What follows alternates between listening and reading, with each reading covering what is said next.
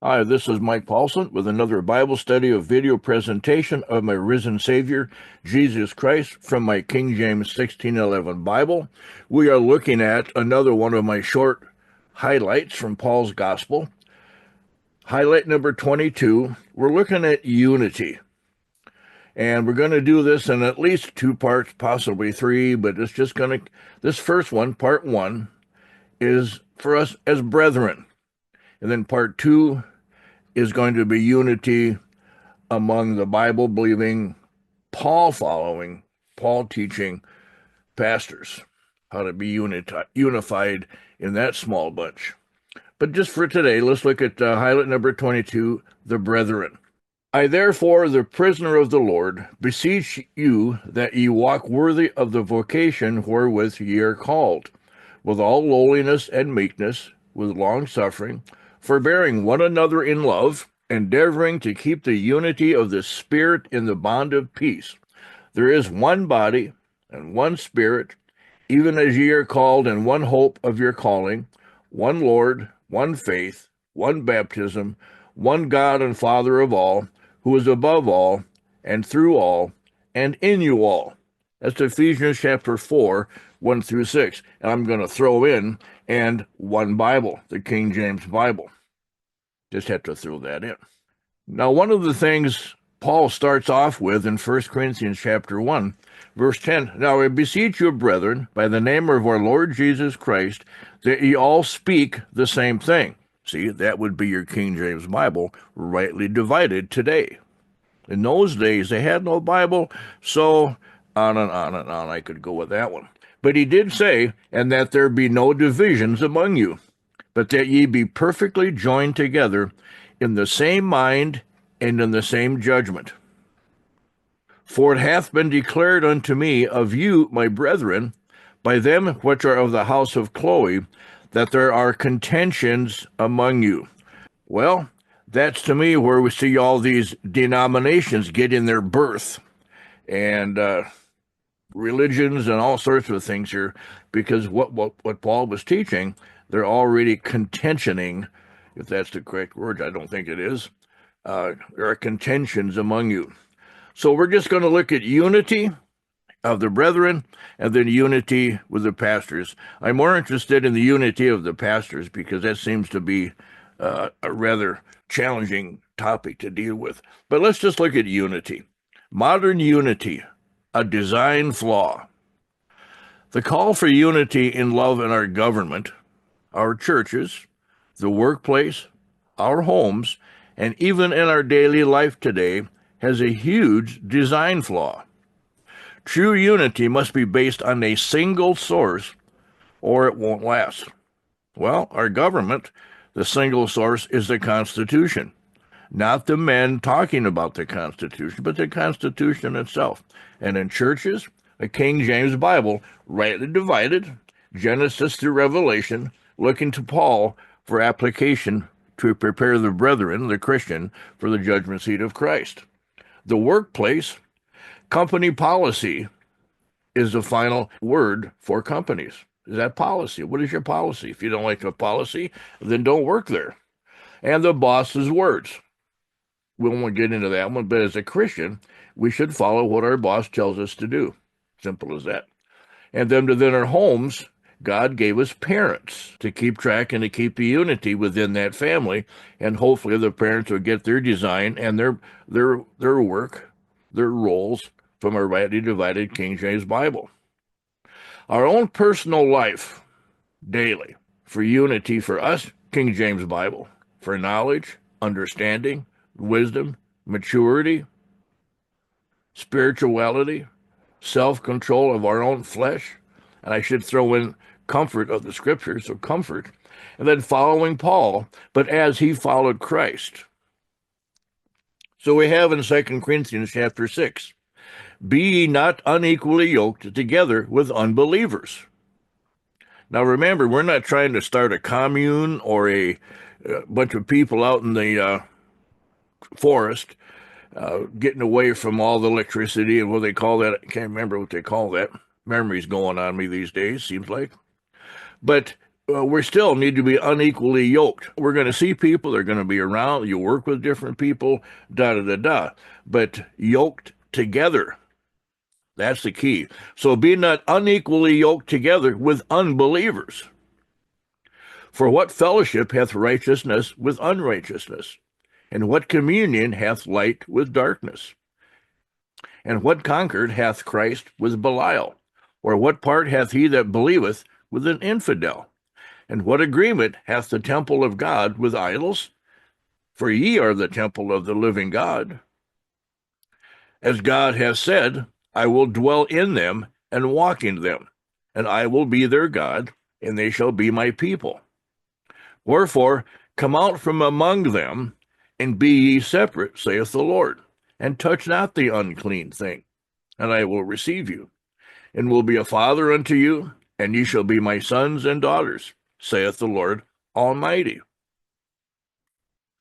Having therefore these promises, dearly beloved, let us cleanse ourselves from all filthiness of the flesh and spirit, perfecting holiness in the fear of God. Now, again, this could probably be broken down a little bit so people don't misconstrue what Paul is saying there. And I know people have. They've gone to extreme levels of separation. And we also realize that today we're living in a world that is absolutely packed with evil, filthiness. We all get caught into that stuff, something terrible. This is definitely Satan's world, and he is definitely the god of this world. And for us to pull aside from all that, it's a pretty tough deal, physically, in our flesh as such. But it can be done. So let's continue right on here. Ephesians 5:11, and have no fellowship with the unfruitful works of darkness, but rather reprove them. And that's tough these days. Have no fellowship, unequally yoked together. There's some definitions in there that we could talk about that, but that is not my intent here, ladies and gentlemen. We're looking at unity. So there's false unity. How do we deal with it? False unity corrected. Romans 16. Now I beseech you, brethren, mark them which cause divisions and offenses contrary to the doctrine which ye have learned, and avoid them. What doctrine is that? Well, that's Paul's gospel of the uncircumcision, rightly dividing a King James Bible. The goodness of God, and the list goes on. It's all from Paul.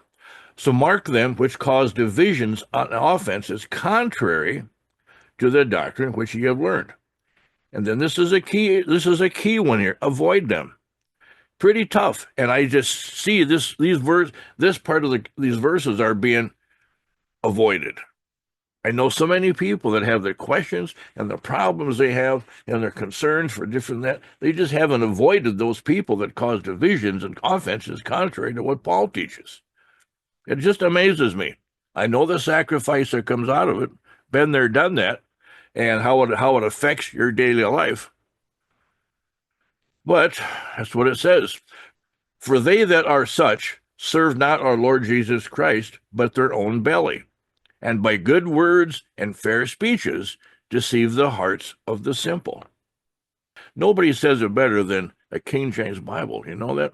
For they that are such, cause divisions, serve not our Lord Jesus Christ, but their own belly, and by good words and fair speeches. Isn't that tough to tell people? Well, this guy's not preaching, teaching Paul. You know, the guy is such a good speaker, and they all are. Enticing words of man's wisdom, it says.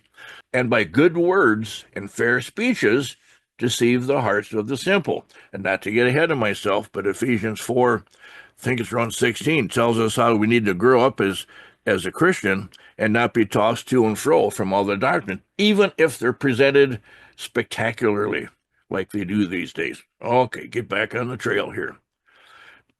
2 Thessalonians chapter 3. Now we command you, brethren, in the name of our Lord Jesus Christ, that ye withdraw yourselves from every brother that walketh disorderly, and not after the tradition which ye received of us. So if even one of the brethren as such is not sticking with Paul's teachings and his manner of life and everything, this is what he's talking about here. Walking disorderly.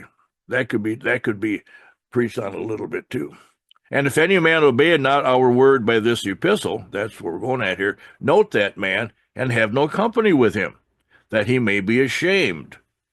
Yet count him not as an enemy, but admonish him as a brother.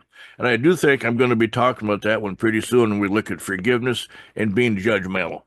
I'm going to get that going here in the next couple of days, I hope.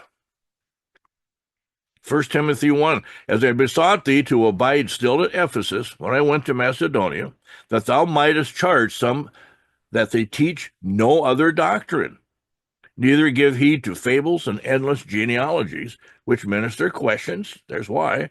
They minister questions rather than godly edifying, which is in faith, so do. Godly edifying, godly teaching, godly learning. Because these fables and all these things they talk about out there minister more questions. If a person really truly understood Paul, we wouldn't have as many questions as people seem to come up with in religion. That's because religion is not truth and truth is not religion. Galatians, I marvel that ye are so soon removed from him that called you into the grace of Christ unto another gospel, which is not another, but there be some that trouble you and would pervert the gospel of Christ. But though we or an angel from heaven, by the way, all the cults that are out there were all started by a vision from an angel. So, all of them. But though we or an angel from heaven preach any other gospel unto you than that which we, Paul's crew there, which we have preached unto you, let him be accursed. So these people that got these cult, Seventh-day Mormons, the whole list is a mile long, got those started because of an angel from heaven vision. If they'd have been taught how to be following Paul, the gospel of the uncircumcision, as plain as that, then those cults wouldn't even exist. And as we said before, so say I now again, if any man preach any other gospel unto you than that ye have received, let him be accursed. And accursed is a pretty strong word.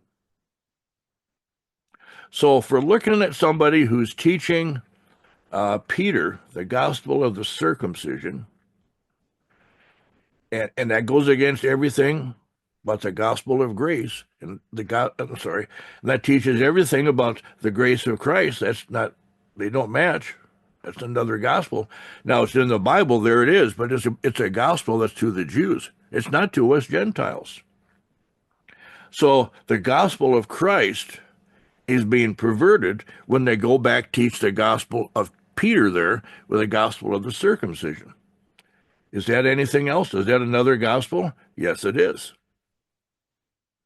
So these pastors and these people who are following Peter's gospel of the circumcision, do they get that call too? Let them be accursed? Well, I could bunny trail off here, but I better not. But if you go into has none effect, the cross of Christ has none effect because of their following the wisdom of man's words.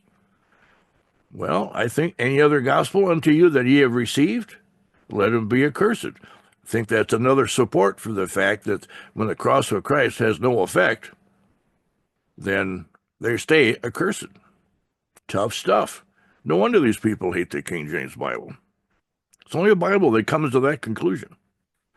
1 Timothy 5, 3-5. If any man teach otherwise, and that's the chapter in the verse that talks about obeying your boss as a Christian man, Christian woman, although the woman should be home. If any man teach otherwise, and consent not to wholesome words, even the words of our Lord Jesus Christ, and to the doctrine which is according to godliness, and that's Paul's doctrine, he is proud, knowing nothing, but doting about questions and strifes of words. That's not unity at all. Whereof cometh envy, strife, railings, evil surmisings, perverse disputings of men of corrupt minds, and destitute of the truth, although they should know how to have fair speeches and good words, good words and fair speeches. That's what it is. And they're enticing. They're good at it. Supposing that gain is godliness. How do you know that God's blessing you? You know, that kind of stuff. That's what they teach. And he tells us, from such withdraw thyself. I so wish people out there when they find out about the Apostle Paul, when they find out about rightly dividing the Word of God, and they realize just how dangerous and bad their pastor is, or all these other pastors, especially these mega guys on TV, that you would, or they would, withdraw themselves. That's what Paul says to do. Avoid them. Withdraw them thyself. The solutions are simple. How it gets done is up to us, and chances are our flesh just gets in the way. This is the end of part 1. Part 2, I will deal more with pastors and what's going on these days. But there are still 3 slides remaining for those who don't know me or don't know what I teach. Read my personal statement of faith. Those who want a short summary of the importance of the King James Bible still, that's where I'm coming from. Those who want to make contact with me. Those who still don't understand rightly dividing the word of truth by looking to the Apostle Paul only. Those who still don't trust the King James Bible, but maybe you're still kind of curious, still kind of looking at it. And for those who are not completely aware of all Satan's devices, mainly modern Bibles, religion, and profane and vain babblings from their pastors, but especially Satan's use of music these days, especially within the local church, and the damage all kinds of music, especially today's global church music, church worship music, what that music has done and will continue in the future to harm you personally as well as to your own family, especially your children and teenagers. If it gets them to come to church, it's still dangerous and wrong.